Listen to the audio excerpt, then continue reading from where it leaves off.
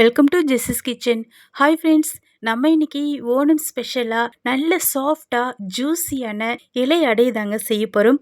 பாருங்க இது எந்த அளவுக்கு சாஃப்டாக இருக்குன்னுட்டு. ரியலி செம்ம டேஸ்டாக இருக்குங்க. செய்யறது ரொம்ப ஈஸி தாங்க. வீடியோவை ஸ்கிப் பண்ணாமல் பாருங்க, அப்போ தான் நீங்கள் ட்ரை பண்ணும்போது உங்களுக்கு ஈஸியாக இருக்கும். இப்போ வாங்க எப்படி செய்யலான்னு பார்க்கலாம்.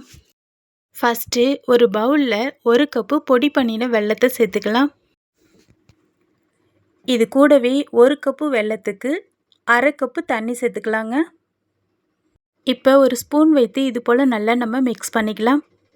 1 கப்பு வெல்லத்துக்கு 1/2 கப்பு தண்ணி சேர்த்துக்கோங்க, கரெக்டாக இருக்கும். இப்போ இதை அப்படியே மூடி போட்டு நம்ம வெயிட்டிங்கில் வச்சுக்கலாம். இந்த வெல்லம் எல்லாம் நல்லா நமக்கு கரைஞ்சி தண்ணியாக வருங்க. இது இருக்கட்டும். ஒரு மிக்ஸி ஜாரில் 1 கப்பு அளவுக்கு அரிசி மாவு சேர்த்துக்கலாம். இந்த அரிசி மாவு நல்லா நைஸாக இருக்கிற மாதிரி எடுத்துக்கோங்க. அப்போ தான் இந்த இலை அடை நல்ல ஜூஸியாக சாஃப்டாக இருக்குங்க. இது கூட மாவுக்கு தேவையான அளவு சால்ட்டு, 1/2 ஸ்பூன் அளவுக்கு நெய் சேர்த்துக்கலாம். நெய்க்கு பதிலாக தேங்காய் எண்ணெய் கூட சேர்த்துக்கலாம். இப்போ இது கூட 1 கப்பு அரிசி மாவு எடுத்தோம்ல, அதுக்கு 1/2 கப்பு அளவு தண்ணி சேர்த்துக்கலாங்க. ஃபஸ்ட்டு 1 கப்பு சேர்த்தோம், இப்போ 1/2 கப்பு சேர்த்துக்கலாம். தண்ணியை கம்மியாகவே சேர்த்துக்கோங்க. ஏன்னா தண்ணி தேவைப்பட்டால் கூட நம்ம சேர்த்துக்கலாம். தண்ணி அதிகமாக சேர்த்துட்டோன்னா லிக்யூடு மாதிரி ஆகிடும், இலையில் சுற்றுறதுக்கு வராது. அதனால தான். இப்போ இது நல்லா இது போல் மிக்ஸ் பண்ணிக்கலாம். இப்போ இது நல்லா நம்ம ஃபைனாக கிரைண்ட் பண்ணிக்கலாங்க. பாருங்கள், இது போல் நல்லா நம்ம ஃபைனாக அரைச்சிக்கணும். அப்போ தான் நல்ல சாஃப்டாகவும் சாப்பிட்றதுக்கு நல்லா ஜூஸியாகவும் இருக்குங்க. இப்போ இதை அப்படியே ஒரு மிக்சிங் பவுலில் சேர்த்துக்கலாம். இதனுடைய பக்குவம் இது போல் நமக்கு கரண்டி எடுத்து பார்க்கும்போது நம்ம சுழியம் செய்கிறதுக்கு மாவு ரெடி பண்ணுவோம்ல, அந்த பக்குவத்தில் இருக்கணும். சப்போஸ் நீங்கள் மாவு அரைக்கும் போது தண்ணி அதிகமாகிடுச்சுன்னா பயப்பட வேணாம். இதை அப்படியே ஒரு பேனில் வச்சுட்டு ஒரு 2 நிமிஷத்துக்கு அடுப்பை லோ ஃப்ளேமில் வச்சு கையெடுக்காமல் 2 நிமிஷத்துக்கு மிக்ஸ் பண்ணிக்கிட்டே இருங்க. கரெக்டான பக்குவம் வந்துடும். இப்போ நம்ம வாழை இலைகளை கரெக்டான சைஸில் நம்ம கட் பண்ணிவிட்டு இது போல் அடுப்பை லோ ஃப்ளேமில் வச்சுட்டு நல்லா முன்னும் பின்னும் லைட்டாக நம்ம வாட்டிக்கலாங்க. நம்ம இது போல் இலைகளை வாட்டினாதான் மடிக்கும் போது உடையாமல் வருங்க. பாருங்கள், தேவையான இலைகளை இது போல் நம்ம வாட்டி ரெடி பண்ணிக்கலாம். இப்போ இது இருக்கட்டும். ஆல்ரெடி நம்ம வெல்லத்தில் தண்ணி சேர்த்து மூடி வச்சுருந்தோம்ல, வெல்லம் எல்லாம் நல்லா கரைந்து தண்ணியாக வந்திருக்குது.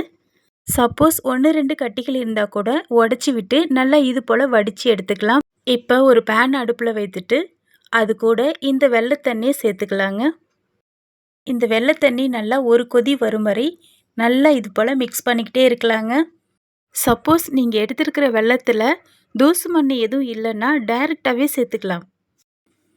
இப்போ பாருங்கள், நல்லா நமக்கு பபிள்ஸ் வந்து கொதிக்க ஸ்டார்ட் ஆகிடுச்சுல. இது போல் நல்லா பபிள்ஸ் வந்து கொதிக்கும்போது இப்போ இது கூட 1 கப்பு அளவுக்கு துருவின தேங்காவை சேர்த்துக்கலாம். சேர்த்துட்டு இதை நல்லா நம்ம மிக்ஸ் பண்ணிக்கலாங்க. உங்களுக்கு தேவைப்பட்டால் வாழைப்பழம் கூட நல்லா மசிச்சு இது கூட சேர்த்துக்கலாம். ஆனால் இன்றைக்கி நம்ம ரொம்ப சிம்பிளாக செய்திருக்கிறோம். ஆனால் டேஸ்ட்டு ரொம்பவே நல்லா இருக்குங்க. இப்போ இது நல்லா திக்கான பக்குவம் வரும் வரை நல்லா நம்ம கலந்து கொடுத்துக்கிட்டே இருக்கலாங்க. ஃப்ரெண்ட்ஸ், என்னுடைய வீடியோ வாட்ச் பண்ணிகிட்ருக்கிறவங்க சப்ஸ்கிரைப் பண்ணாமல் இருந்தால் சப்ஸ்கிரைப் பண்ணி பெல் பட்டனை கிளிக் பண்ணி ஆள் கொடுத்துக்கோங்க. இப்போ பாருங்கள், நல்லா நமக்கு திக்காக வந்துடுச்சுல. இந்த பக்குவத்தில் 1/2 ஸ்பூன் அளவுக்கு ஏலக்காய் பவுடர், 1/4 ஸ்பூன் அளவுக்கு சீரகத்தூள் சேர்த்துக்கலாம். இது கூடவே ஒரு பிஞ்சு உப்பு சேர்த்துக்கலாங்க.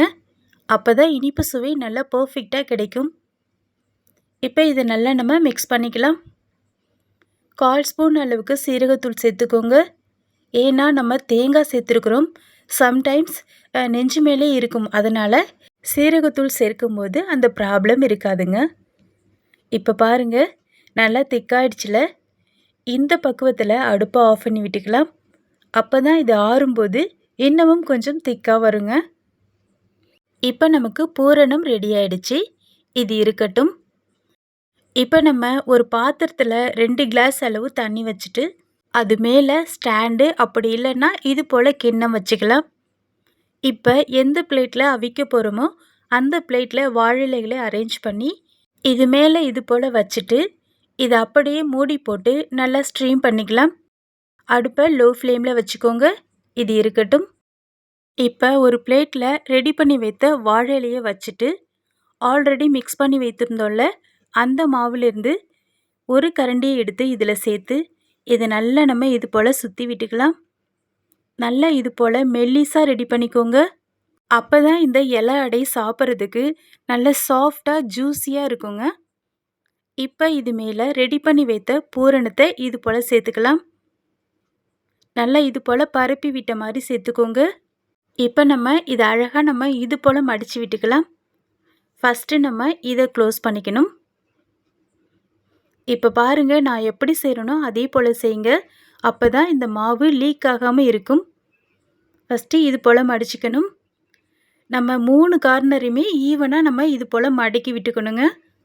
அப்போ தான் நம்ம தண்ணியால் மாவு சேர்த்துருக்குறோம், அது லீக் ஆகாமல் இருக்கும். அதனால தான் பாருங்கள், இது போல் நம்ம 3 கார்னரையுமே கரெக்டாக நம்ம மடிச்சுக்கணும்.